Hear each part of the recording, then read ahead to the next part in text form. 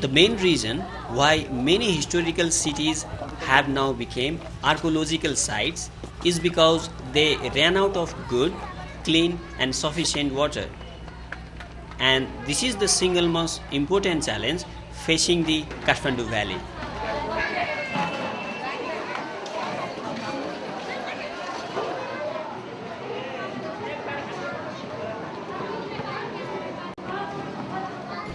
A report prepared by a local NGO, Kathmandu 2020, indicates that while daily demand for water in the valley is around 170 million liters, but the valley produces 129 million liters during the rainy season and 80 during the dry seasons. The major source of water are the traditional natural water sources. Interestingly, this water system has been servicing for past 24 centuries, is still running 24 hours.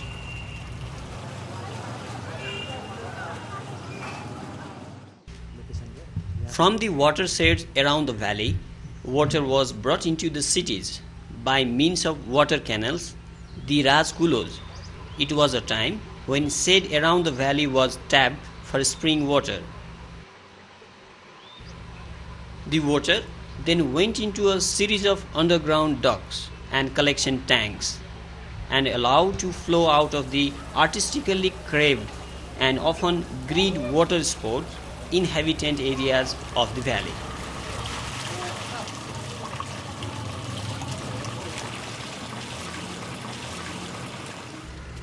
In Patan, the traditional water supply system through the Hittis or stone spout is centuries old and still functions today.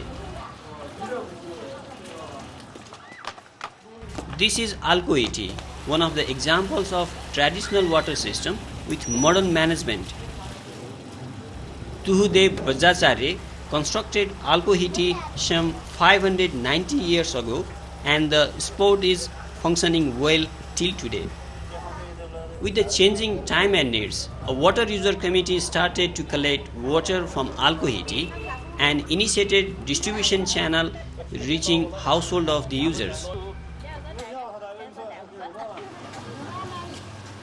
This idea has become an inspiration for other communities of Patan and is widely being adopted.